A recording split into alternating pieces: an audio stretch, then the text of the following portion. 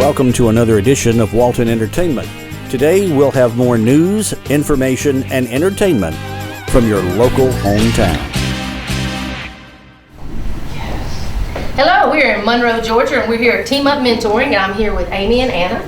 And I first want to congratulate you guys on your new location. It's absolutely gorgeous and lots of room now. You can move around and get to do lots of things. So we're going to let y'all tell us a little bit more about that in a minute. But Mr. Mayor, Mr. John over there has a couple of words, I believe. Good morning, everybody. I love to see a turnout like this because I think we all know that the way to make this world a better place is that we rely on people like Anna and Amy. Anna has chosen Monroe for all the places she could have gone after the University of Georgia. I believe she was in vet school and then decided that she loved the kids of Monroe and the people, and we're just so glad that they're here. They're in a new facility on Alcovey Street, and I will let her take it over and I'll kind of step off and make it look prettier. Well, thank you everyone for being here. We are so excited about our new space and the opportunity that it gives us to serve more children and families. Team Up Mentoring is an organization that our goal is to foster generational change for families who are affected by trauma. And so we work with kids from age 3 to all the way to 21 years old. So Carrie and I were talking about being a little nervous about college freshmen because we have some and she has one. And so we work the whole gamut of staying with a child throughout their development and walking with their families. We use the CDC's Adverse Childhood Experiences Scale to take children into our program. So we use an adverse childhood best practice tool to do that. And then we have some amazing staff that help us make sure we take care of these kiddos and their families. So we have Miss Ade Bailey, who is our case manager for children, and we have Miss Mequel Jones, who is our Teen Leadership Academy director with us today. We have Miss Amy Honeywell, who is our development director, and then we have 2 additional staff, Kelsey Malcolm and Erin Kelly, and they are out actually serving families this morning, so they may be here a little later today. But I'm going to turn it over to Amy to just let you know kind of where we are and how you can get in touch with us. Yeah, so Team Up Mentoring, if you want to know what success looks like and what it looks like on the face of somebody, you can look right here. We have 2 of our 2019 graduates right here who we are so proud of. And that's what success looks like, and it doesn't just stop here. Right after graduation, they still have us walking alongside of them until they turn 21. There's different ways that you can get plugged in with Team Up Mentoring. One of those ways is by becoming a mentor or helping us to recruit some mentors. We have 50-something children every night on our mentoring nights, and we need people either who want to work with the little ones, doing some reading and literacy with them, or with our high schoolers doing some life skills, or even just hanging out doing some minute to win it games with them. So we need mentors. So you can go to teamupmentoring.org/volunteer to find out more information about that. We also have some amazing volunteers who help us to provide dinner each night for our tutors and for our mentors, or for our mentors and our kids. And this is just the dinner time is a great opportunity for fellowship. Not only are the kids going home with full bellies, they're going home with full hearts because of the time that they get to spend with each other, the time that they get to spend with their mentors during that time. So we have some wonderful Sunday school classes and community groups who are supplying that.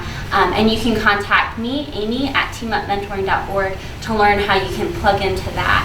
And there's some other really great things that we do. We do some summer programming for our kids, sending them to Jekyll Island for a retreat, making sure that they have something to do every single day of the summer as well. We do some community prevention projects. We help our kids to get plugged into sports, and we also do a great deal of case management. And to make that happen, we have to make sure that we have the hands and the feet and the building and all of the supplies to be able to do that. So one way that you can help Team Up is by becoming a monthly donor. You can go to teamupmentoring.org to find out more about that. At any donation level, you can help out a kid with Team Up. So if you want to come and see our office space, if you come to 226 Alcovey Street, Suite B5, we have a sign outside the door. You can find us there. And then I've said our website multiple times, but teamupmentoring.org to find out more about us. We also have a gala coming up on November the 8th. We'd love to see you out there. Again, go on over to our website or feel free to come over and talk to us about it. We'd love to share more about Team Up with you. Great, like I said, lots going on. If you're like wanting to come in and volunteer or learn how to become a mentor, definitely stop in or go to the website and visit them and help change some lives. And of course, have fun with Jekyll Island. That kind of sounds like something I might want to do too. So again, congratulations. This is absolutely gorgeous. And you guys ready to go out and cut? You ready? Yes. Let's do it. Take a cup. Everybody smiling. On 3. 1, 2, 3. Perfect. Yes. You're watching Walton Entertainment.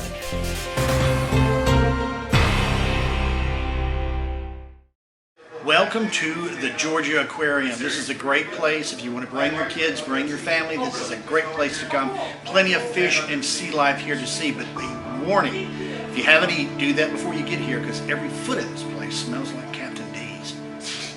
Smell it. It's like shrimp, fish.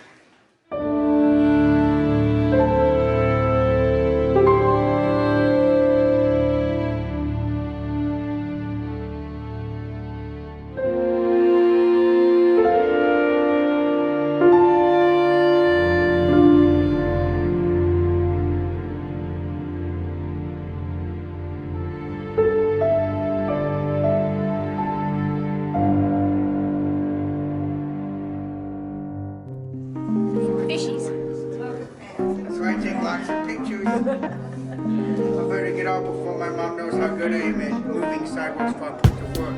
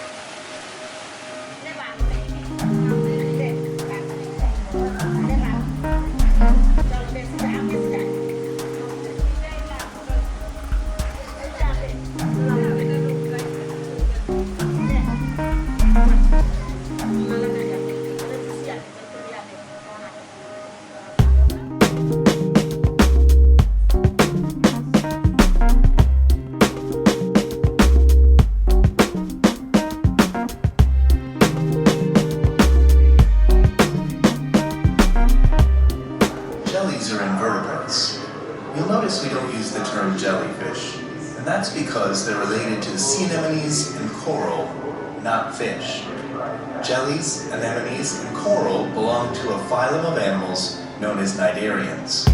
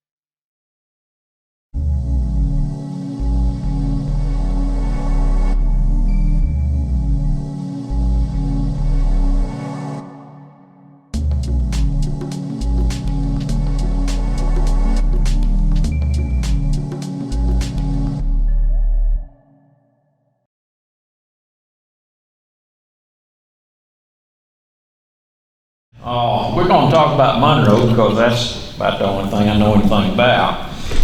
We had 3 people up here trying to get this to work when we started, so I thought maybe I was going to wind up singing. But we got it to go, and we're going to start right here on Broad Street and show you what it looked like now and what it looked like before, and talk a little about the difference. There we go. Just had to get warmed up. Okay, so this is the same part of Broad Street, maybe about 100 years ago. And at that time, this store, which is a Coffee Camper and Revolutionary Markets now, was probably Felker's Hardware. Joseph Felker owned this building, owned this lot for as long as we can discover. He had a livery stable there at one time, very fancy thing. It had a elevator in it to take your buggies upstairs and store them and all. This next store, actually the 3 stores, you can't see but 1.5, but there are 3, and there's a sign in the middle of this section that says B.S. Walker Block. At one time, the Opera House occupied that lot, but the Opera House was bought by Coleman Mobley and moved from that lot over to Court Street. And Mr. Walker built those 3 buildings that are still there today. This center one was originally Carmichael Drugs. And Carmichael's, I think, bought out Stetzer Drugs in about 1903 and moved in there. Carmichael's is the 2nd oldest business in Monroe that still has the same name, the Walton Tribune being the oldest. This is Farmers Bank here on the corner, and next door at this time is probably the city market. I'm not sure, I can't read that sign, but I think that's probably what was in there. But we'll take another look at that in a minute.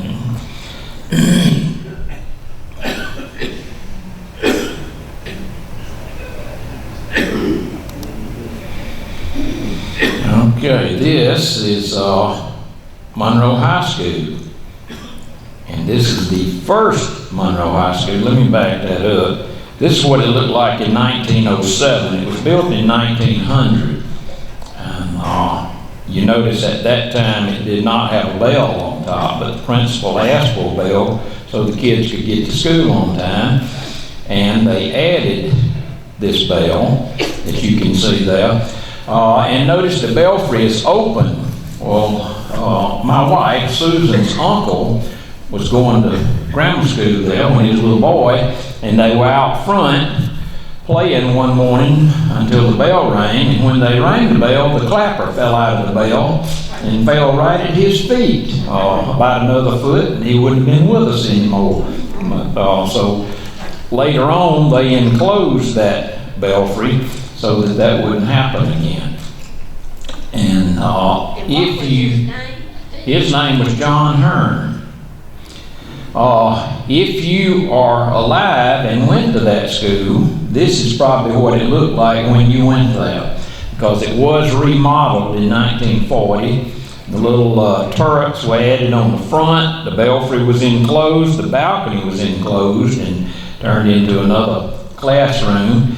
And the best part of the remodeling was on the side. You can't see it in this picture, but there was a huge pipe that was a fire escape, and kids loved to slide down that pipe. So it was a great thing. Before that, when the balcony was here, the fire escape upstairs had actually been a fireman's pole that went from the balcony upstairs to the porch downstairs.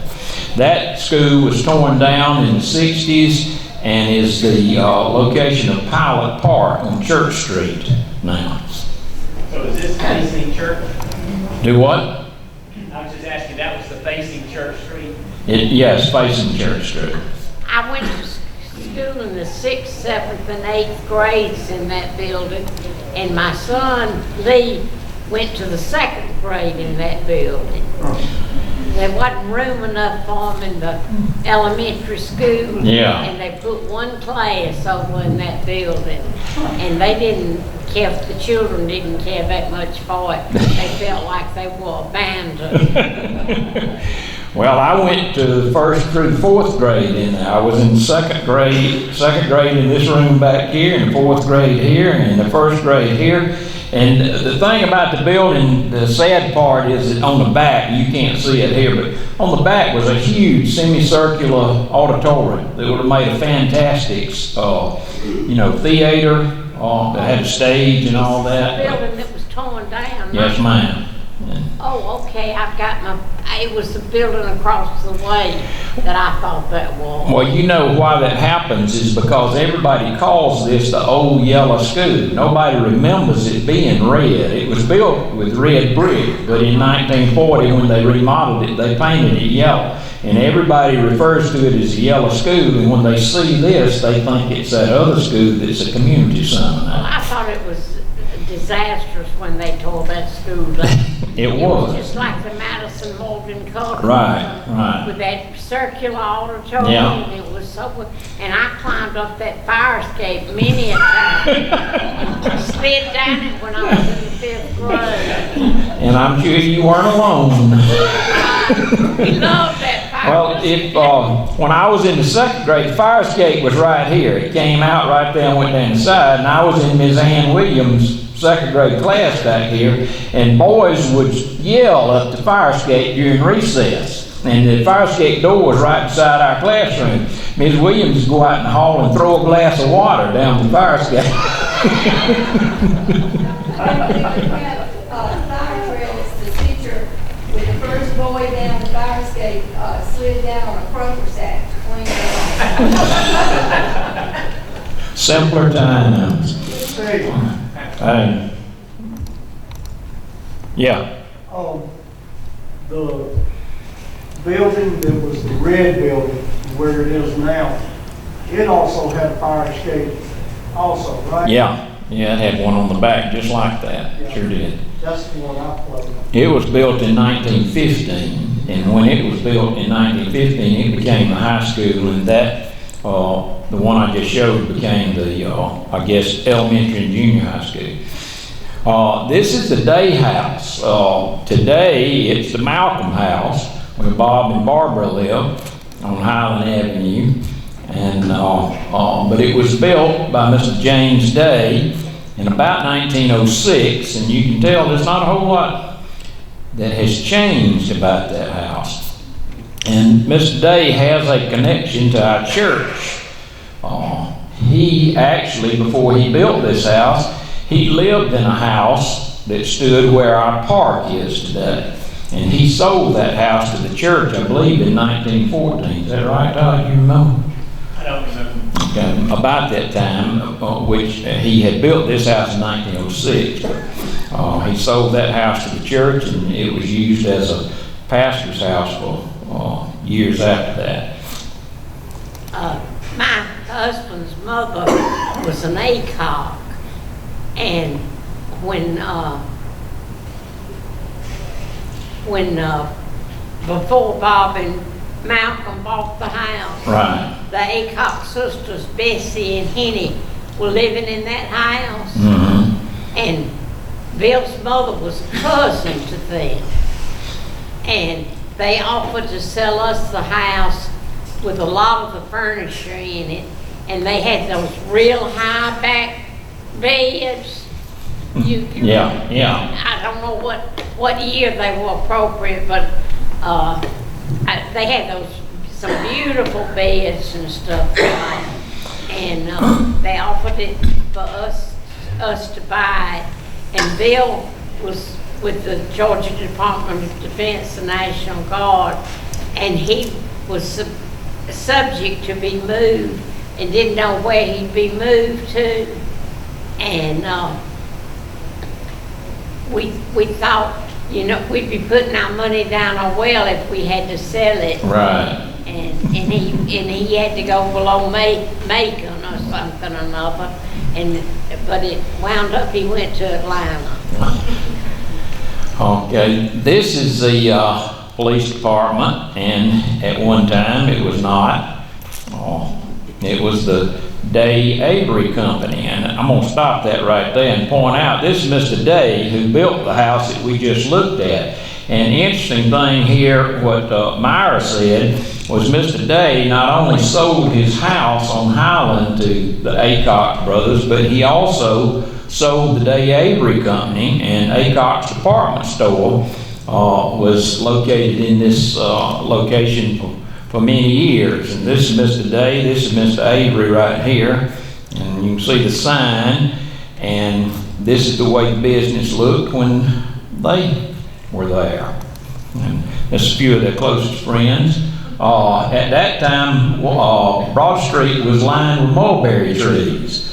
And you can see they're not all that pretty of a tree. And in addition to that, they had fruit that fell on the ground and stained the ladies' shoes. So you can realize that they went away. Do you have any pictures of the house that I think Joseph Felker owned that was on Broad Street, which later became E.L. Allman Company? Yes. He moved that house from Broad Street around the corner. Right. I have pictures, but I don't have them in. The whole lot. Yeah. In 1924. Yeah, I don't have pictures in with me today, but yeah, we've got pictures of that house. Oh, I I'd love to see that one. We don't know any. I know this fella right here because he's my cousin. He's Claude Arnold, and he's the sheriff. That's why he's leaning on the billy club. And he, in addition to being a good sheriff, he was real good at finding cameras. I can't tell you the number of pictures I've got that he's in the picture. I've even got a picture of Confederate veterans, and he's in there, and he hadn't even been born when the Civil War.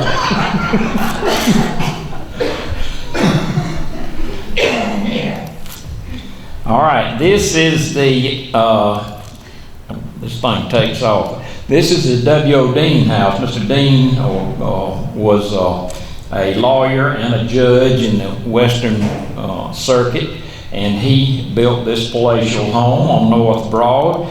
W.O. Dean house at the corner of Highland and Broad Street, which is today this service station. And after the Dean family sold that house in the 1930s, and Williams and Smith Funeral Home occupied that house for several years after that, up into the 50s, and that's when it was torn down. I believe a Gulf station opened there first. Okay, this is the parking lot at City Hall. You may recognize that's on the corner, actually right across from where the Dean house was. But at one time, this was the location of the Walton EMC. And this nice modern building that if you lived here, you probably remember.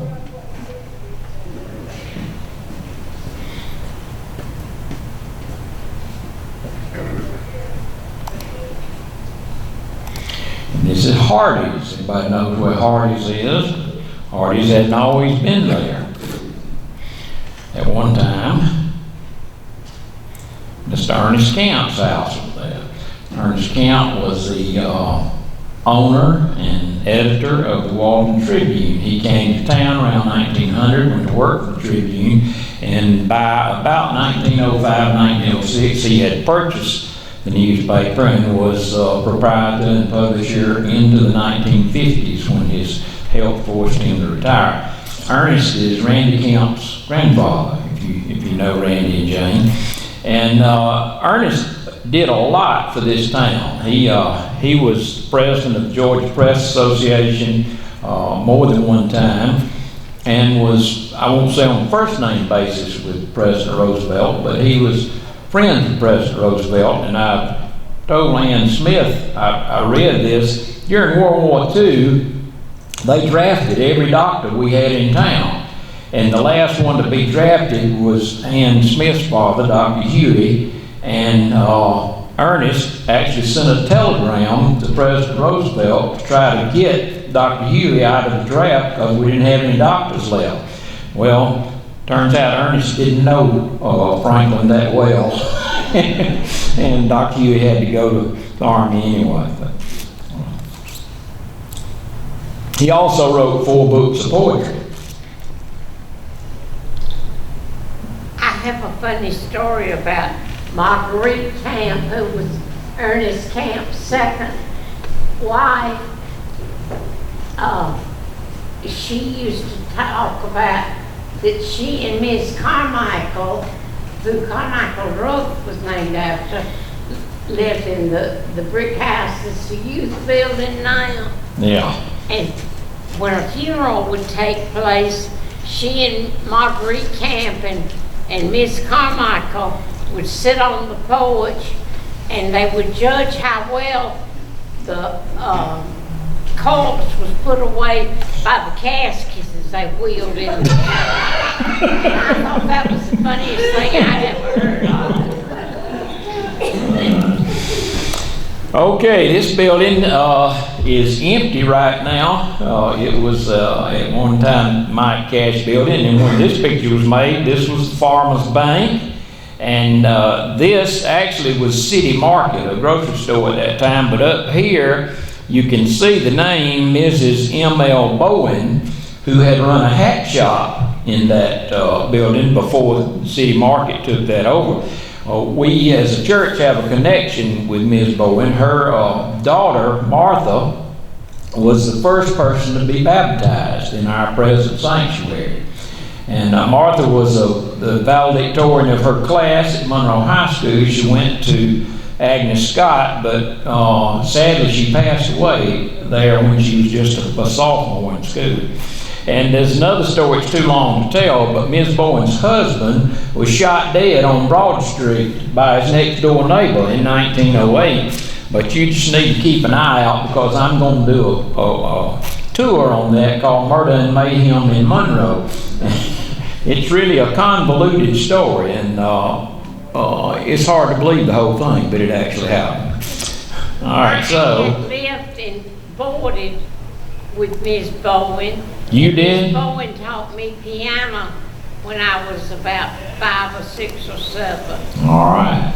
And she, I think she sold her hat shop to, who was it, Susan?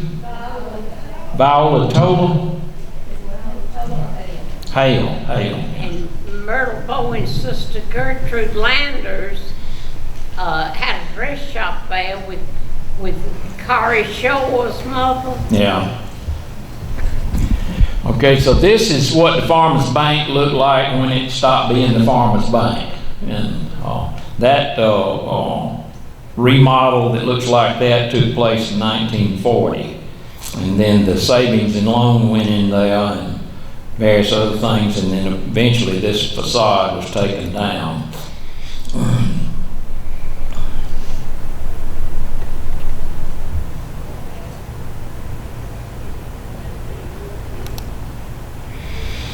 Okay, this is the Revolutionaries Market, but we already saw one version of this, but this is when it was Felker's Hardware. This is about 1900 when this picture was made. We still got the mulberry trees on Broad Street.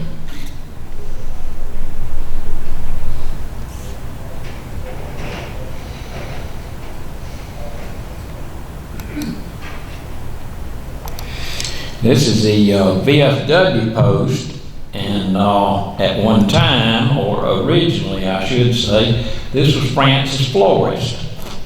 And so it faces Court Street, and this business was started by Susan's great aunt, Frances Famro.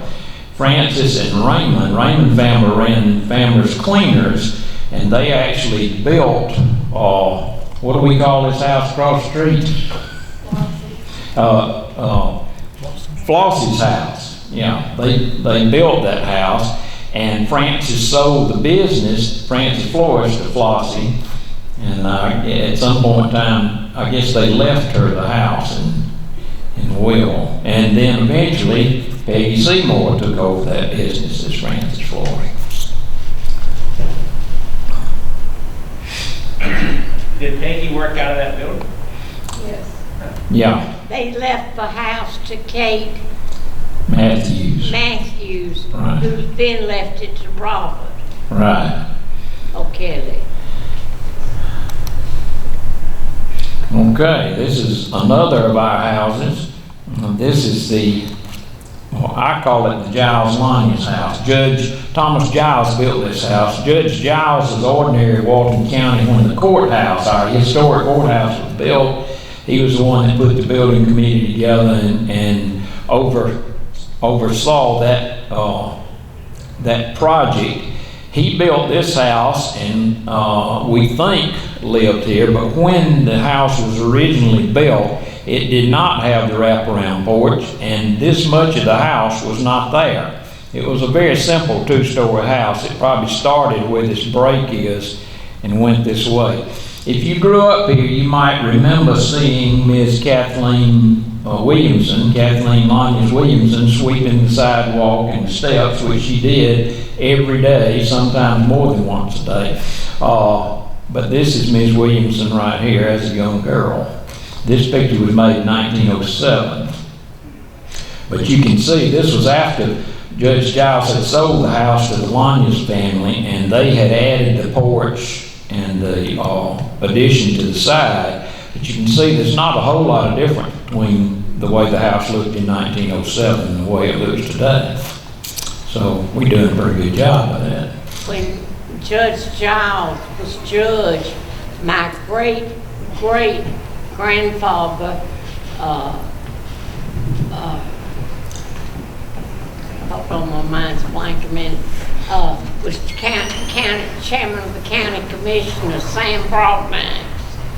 And the architects that built the Walton County Historic Courthouse, they also designed Sam Broadnax's house at Walnut Grove as you turn going toward Oxford and Covington. That was Bruce and Morgan. And there's a good argument that your great-great-grandfather's house in Walnut Grove is probably the first project that Bruce and Morgan ever did together. Well, I understood that the house was built after the courthouse. No, it was built before the courthouse. The Broadnax house? Yes, because Samuel Broadnax was on the building committee, and he's probably the one that recommended Bruce and Morgan to the building committee to build the courthouse. And, I thought it was the other way around, but I got to know Sam and Sally Broadnax. I forget what year, probably 1995 or somewhere in there.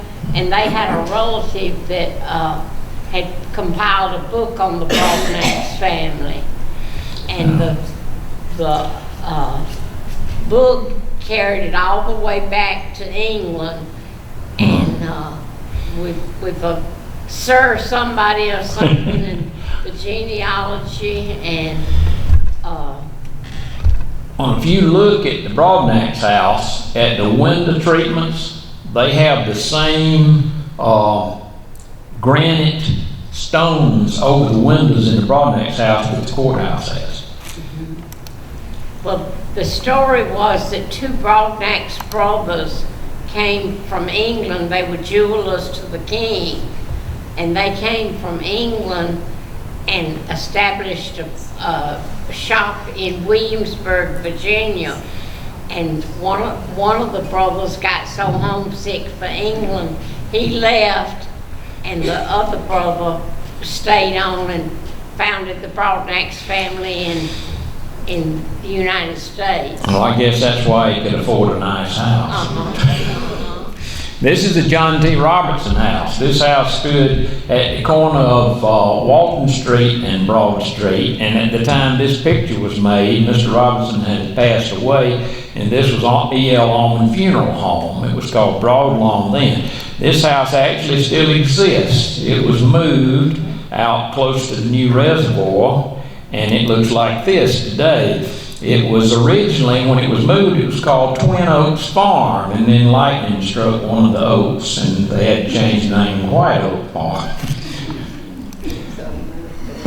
But it's good when, if a house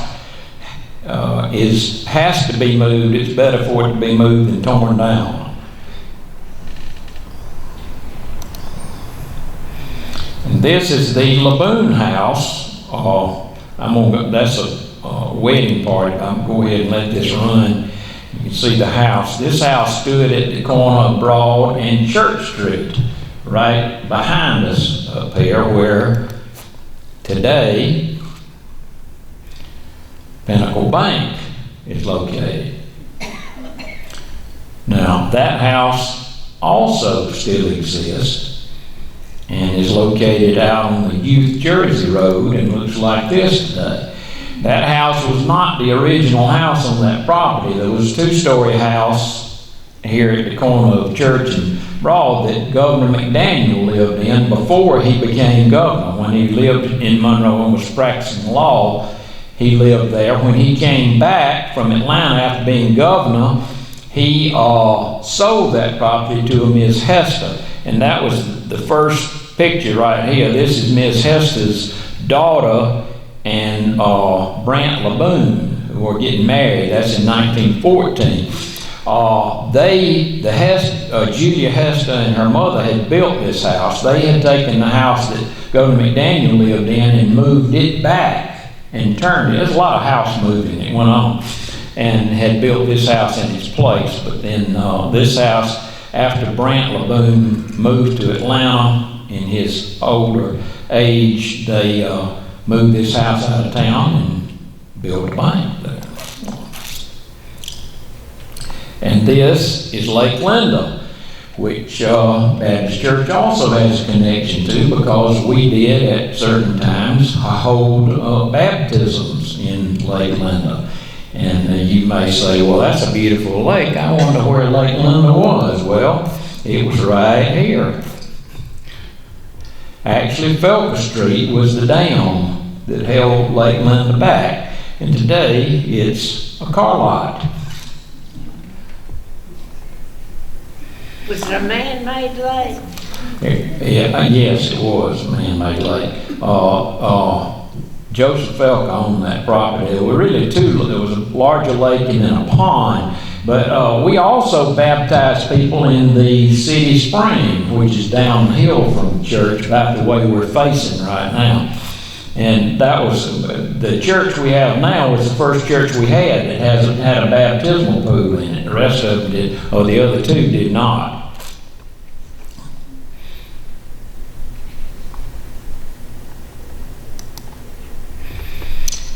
This is Alania's Apartments, and this is just a postcard of South Broad Street and the way it looked before it was commercialized, when it was just a row of houses down through there. And Ernest Camp's house, the one we looked at a while ago, is down here where Hardy's is today.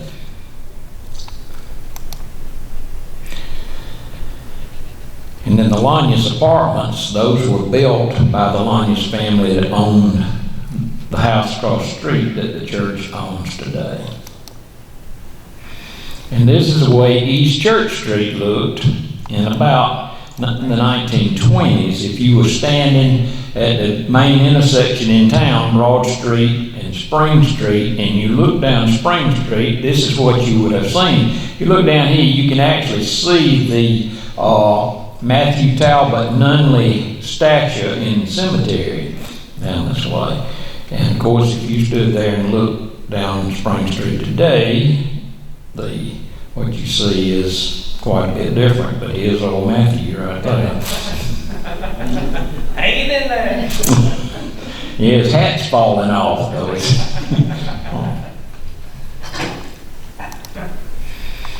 And just a word about our famed Monroe Girls Corps.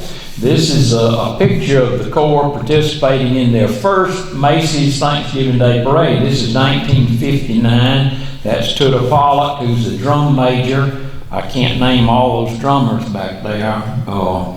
But they went on to go back to that parade at least 6 more times, finishing up in 1971. But around...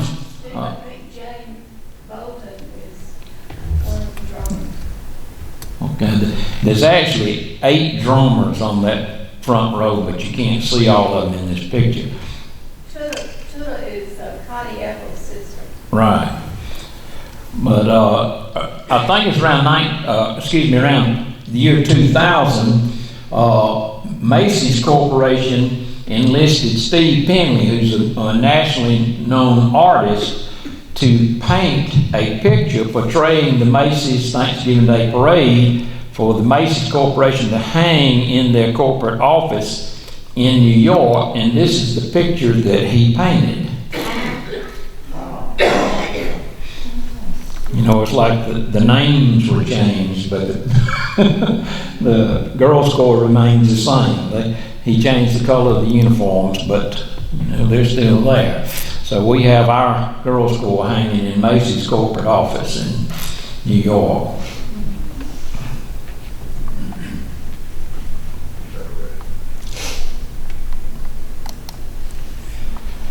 This is the McDaniel Teachner House, which is well known to all of us, but it didn't always look this way. Actually, the Tichners are the ones that remodeled the house in the 1930s, I believe. But when Governor McDaniel built it originally in 1890, it looked like this.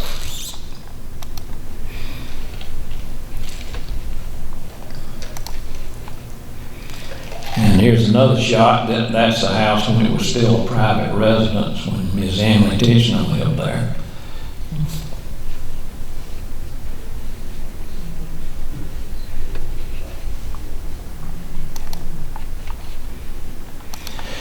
this is the new home of Sanders Consign and Design. But and if you look over here, this is just a little sidelight. This building right here was City Hall. It was built in 1906, and upstairs was the city court and the chambers for the city council and all. This was the jail. If you look at that door right there, it's a steel door, and you got these little bitty windows up high. The front of this building has a window in it, but that window was a garage door. That's where the fire truck parked. Actually, the fire wagon, when they first built City Hall, they didn't have a truck until 1916. But anytime you stopped at a red light there, you'll have plenty of time to look at that building, and you can pick out those features. But going back to Sanders Consign and Design, at one time that was Mendel Service Station. This picture, which was made, I think, about 1943, by this time the service station had closed. It was no longer a service station. It became a cafe and a kind of a market grocery store at one time. But the Mendel family was one of the few, if not the only, Jewish family in Monroe for years and years. And they had, a bunch of businesses. They had not only this service station, but they had a grocery store, they had a hardware store, they had a furniture store. They did a lot of business.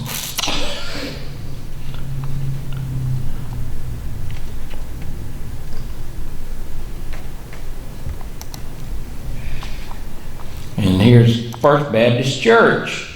And some of you may remember this, but for several years, I think in the 1960s, First Baptist Church had a live nativity each Christmas. It's later than that. Was it? I moved here in '76, and I did it 1 year.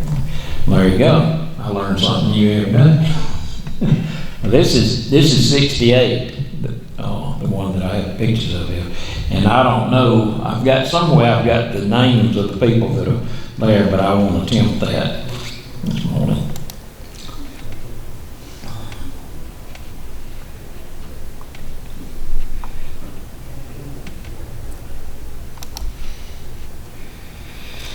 This is the Nunley Company, which was one of the largest department stores in town. This is Mr. W.H. Nunley standing here, and this is his son, J.R. Nunley.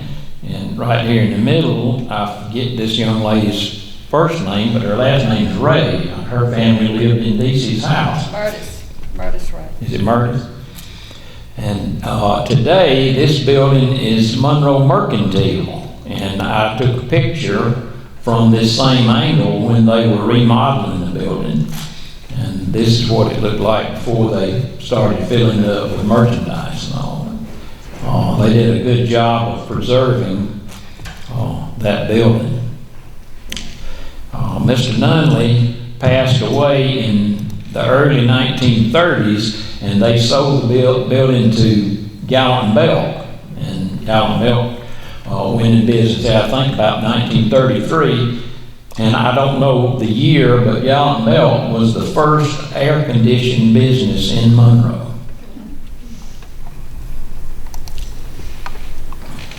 This is the old jail, built in 1886. This picture was not made, this was made in 1946, but you can see this is the way it looks today, and not a whole lot of difference there. The jail was built really in the same building plan with the courthouse. It was about 3 years after the courthouse, but they were planning to do both of them at the same time. When the historic courthouse was built, it was the fourth courthouse built on that property. The first one was a log building. The next three were brick, but all of them were closer to Broad Street. And when the one that's there now was built, the jail sat right behind the courthouse. And actually the jail caught fire. This guy trying to escape, and he set the jail on fire one night, and a man just happened to be walking by and saw that, and they put it out, but it was only 3 feet from the courthouse. If they hadn't caught that fire, we might have burned the courthouse down before they finished it. And this is Wells Fargo Bank, which has been several different things over the years. Before the bank was there, Hotel Monroe occupied that lot. And Hotel Monroe was kind of the social center of town. All the civic clubs met there. If you had a party or a dance or anything, it took place at the hotel. There were permanent residents and residents in and out. If you know or are familiar with Pat Conroy, the author, his grandmother ran that hotel for a while. And so did Holly Farmer's mother ran the hotel for What was Pat Conroy's mother's name? I don't know her name. I don't think it was a long time she was here. He just mentions that in one of his books. And then before the hotel was built in 1920, but they bought the property from Mr. J.C. Phillips, who had this nice house there. Now, when the hotel was built, the house was not torn down. It was just moved back, which happens a lot. And it stayed on the rear of the hotel property for quite a few years. It was eventually torn down to provide more parking. What Catherine Phillips family? I don't know J.C. that. Phillips. I know he was kin to. I don't know if I don't think it is, but it could be. I won't say one with the other.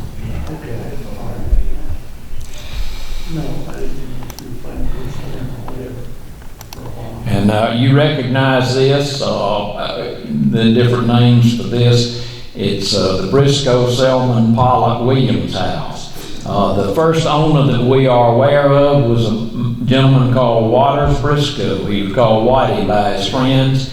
And we don't know if he built the house or he bought it from the builder, but we know he owned it by 1835. And when he owned it, it was only 5 rooms.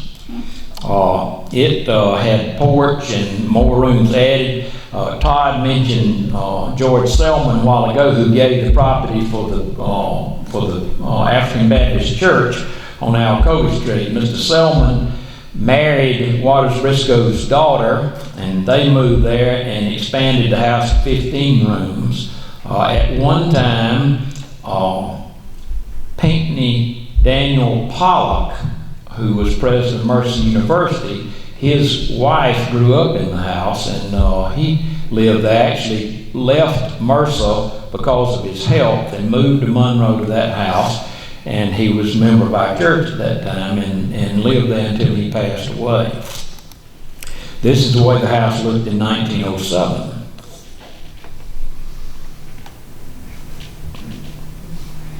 Lonnie Pollock lived there too. Right. Lonnie Harold. Lonnie, Connie, and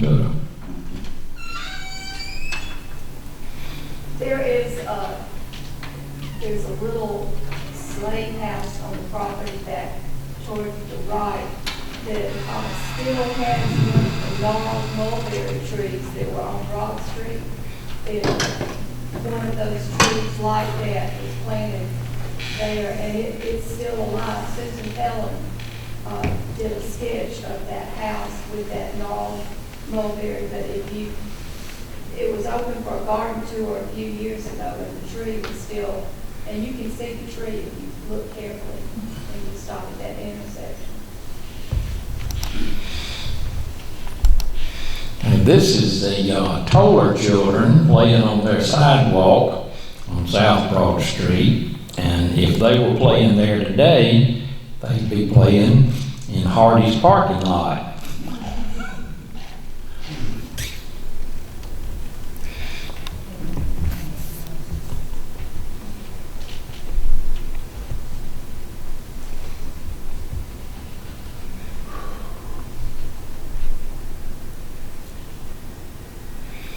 The commercial district in Monroe started out in front of the courthouse, and that was it. And it was residences everywhere else. And of course, like any other places, the town grew, the commercial district grew, and more houses were either torn down or moved out of town to make room for business. And this is Miss Daisy Miller's house, and it belonged to the Ray family on Walton Street. And today, it looks like this.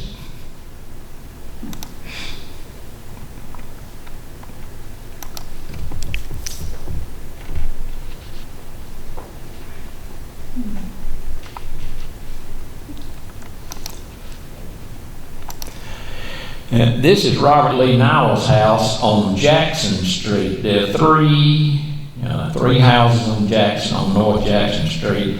And this house today probably is closest to the way the house looked originally than any other house in Monroe, or as close as any other house in Monroe. I don't know the young couple's name. I know his name's Jonathan, but I can't remember their last name. But I gave him pictures of the house in 1904, and they went right by those pictures to do the remodeling and all. So Jackson Street, those three houses on Jackson Street, and actually beginning in Walton Street, that area was originally called Nowell Heights because there were two Nowell brothers that started developing it.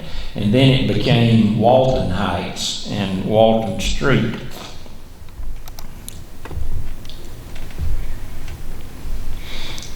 And Mrs. Nowell lived on that street, a Mrs. Nowell. Yes. Actually, well, not the middle house, but this house was Robert Lee Nowell Sr., and on the other end was their sister who had married Mr. Arnold, built that house. But the old picture here, this picture right there, was in the Atlanta Constitution in 1904. I thought, no, it's not. That's a postcard. Never mind. That's a lie. I'm easily confused. It's the Sherwin-Williams parking lot. And we already saw this from another angle, but this is the J.O. Lawrence house, which was a boarding house hotel. I know Jimmy Dean and Russell Jackson lived here at one time. Actually, I think they gave me that picture right there. And the house was also owned by Booth Williams. If you remember Mr. Williams, he was mayor in 1960, among other things. And this is the Jagged Edge, which at one time was Saul's shoe store. And Mr. Carl Sauls bought that business from Mr. Stringer, who originally sold saddles and bridles and stuff for horses, in addition to shoes and boots.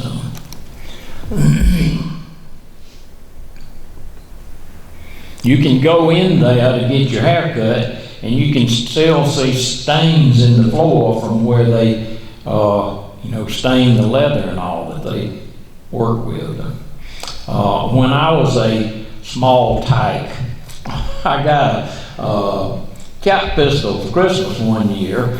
It was a Fanner 50. I don't know if any of y'all had Fanner 50s, remember that? Well, I'm left-handed, and all the Fanner 50s were right-handed. They had the holster on the right side. My daddy took mine, Santa Claus took mine to Carl Sauls and had a holster put on the left side, so I could be as fast to draw as my friend. So.